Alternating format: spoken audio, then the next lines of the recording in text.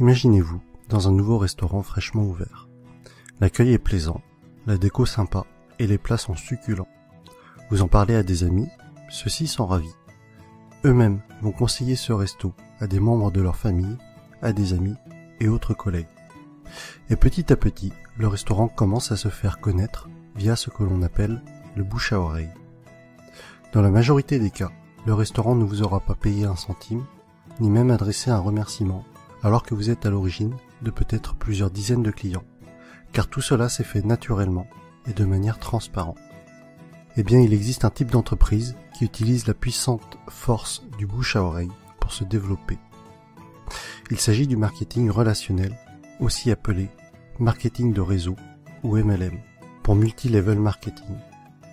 On parlera de network marketing en anglais.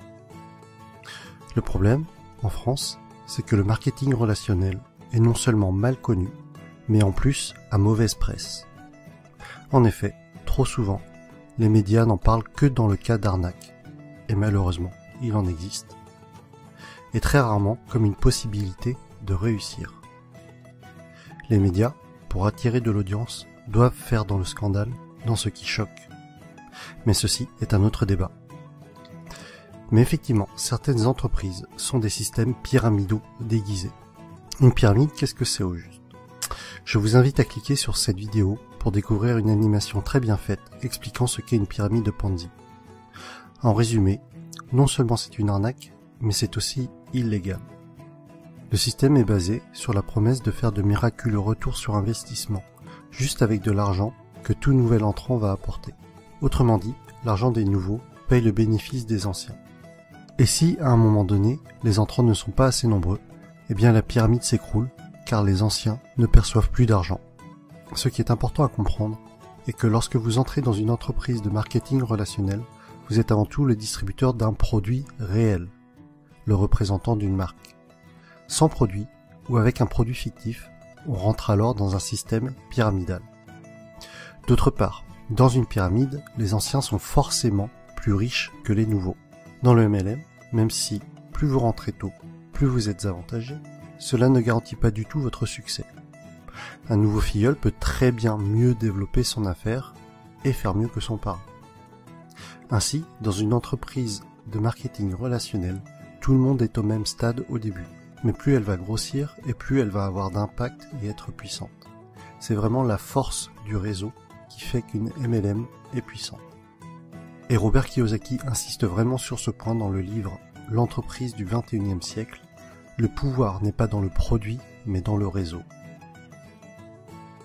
Pour en revenir à ce que l'on évoquait au début de la vidéo, le bouche à oreille est le principal véhicule de communication d'une société de marketing relationnel, si bien qu'il n'y a pas ou peu de publicité. Et ce budget pub, qui est souvent faramineux pour les grandes entreprises, est reversé aux distributeurs et ou consacré à l'amélioration du produit, qui en général est excellent. Lorsque vous vous lancez dans le MLM, vous êtes parrainé par une personne, et ensuite c'est comme si vous étiez votre propre patron et que vous aviez créé votre entreprise. Votre but et votre source de revenus vont être de deux types. Soit en parlant du produit autour de vous et en le revendant, soit en parrainant d'autres personnes qui elles-mêmes vont devenir distributeurs. Ainsi, le plus efficace et pour que votre entreprise soit réussie, tout ce que vous faites doit être duplicable. Votre filleul doit avoir les outils pour développer lui aussi son réseau. Dans tous les cas, ce qui est important à retenir est que le succès est partagé. Si votre filleul échoue, vous échouez d'une certaine façon. Votre succès est complètement tributaire du succès des personnes que vous aidez, de vos filleuls et des filleuls de vos filleuls. L'accent doit être mis sur le déploiement de votre réseau et pas sur les ventes directes. Ainsi, ceux qui réussissent le mieux en MLM ne sont pas les vendeurs ou les commerciaux, mais plutôt les personnes pédagogues, les profs et les formateurs. Et personnellement, autant je trouve la réussite personnelle gratifiante, autant aider les autres à réussir l'est encore plus. Autre sujet que je trouve intéressant, c'est que votre entreprise grandit avec vous. Vous gagnez de l'argent en apprenant et en appliquant les méthodes de vos parrains et de votre upline. C'est le terme indiquant les personnes antérieures à vous dans la vie du MLM. Autre point fort du marketing de réseau est que pour devenir distributeur, cela demandera en général un faible investissement financier au départ, contrairement à la majorité des créations de nouveaux business. Aujourd'hui, si vous comptez ouvrir une franchise du type McDo, Subway ou Starbucks, il vous faudra probablement plusieurs centaines de milliers d'euros, alors qu'en MLM, cela vous demandera la plupart du temps quelques centaines d'euros. Ensuite, tout est préparé pour vous. Vous allez avoir votre propre boutique en ligne, tout un tas de plans de formation pour vous, mais aussi pour vos filleuls, ainsi que différents kits de présentation.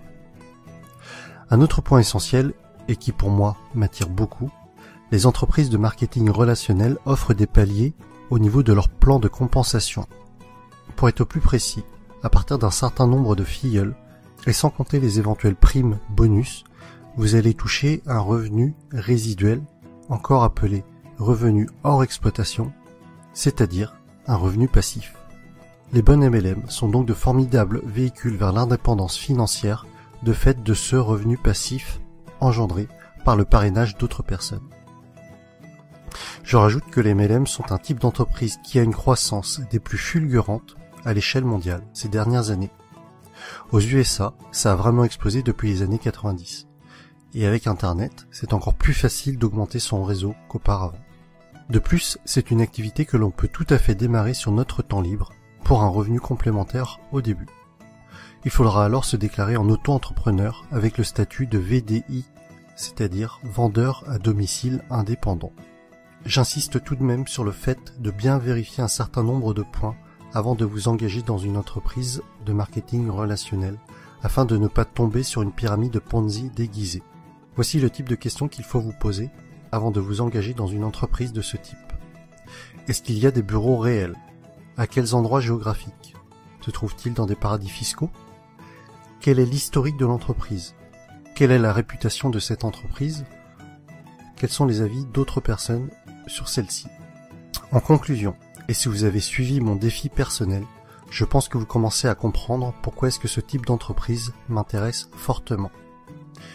Travailler pour ses propres rêves et non pas ceux de quelqu'un d'autre. La possibilité d'avoir des revenus passifs avec cet objectif d'indépendance financière. Partager le succès.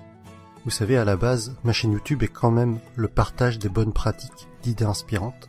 Alors si en réussissant dans un domaine, j'arrive à aider d'autres personnes à réussir également, alors j'en serais sincèrement ravi. Autre point que l'on avait évoqué, c'était de gagner de l'argent tout en apprenant. Le message que j'y vois derrière cela est celui que Jim Rohn a souvent répété, que plus vous vous développerez personnellement, plus cela attirera le succès. Et enfin, des horaires libres. Cela signifie que je pourrais aller chercher ma fille à l'école. Et voilà pour cette vidéo sur le marketing relationnel. J'espère que le public francophone comprendra mieux ce qu'est le MLM avec cette vidéo. Pour ma part, il y a quelques mois encore, je dois vous avouer que je faisais partie des personnes qui rejetaient le sujet, ne comprenant pas en quoi cela consistait, et sûrement aussi parce que je ne voulais pas comprendre, et que je gardais en tête ce que les médias véhiculaient. Mais que ce soit Jim Rohn, Tony Robbins, Les Brown, c'est-à-dire tous les motivational speakers que je suis régulièrement, mettent en avant ce type d'entreprise. Et après mes lectures de l'entreprise du 21e siècle, de Robert Kiyosaki, et de 45 secondes qui changeront votre vie, de Don Fire, j'ai finalement changé d'avis sur le sujet et je suis décidé à me lancer. Vous retrouverez la suite de mes aventures dans le prochain épisode avec mon choix de MLM et les raisons de ce choix. Si vous aussi, ce concept d'entreprise est nouveau pour vous et que cela vous intéresse ou qu'au contraire, vous vous y intéressez déjà, mettez-moi un pouce j'aime, partagez sur Facebook et abonnez-vous. À bientôt!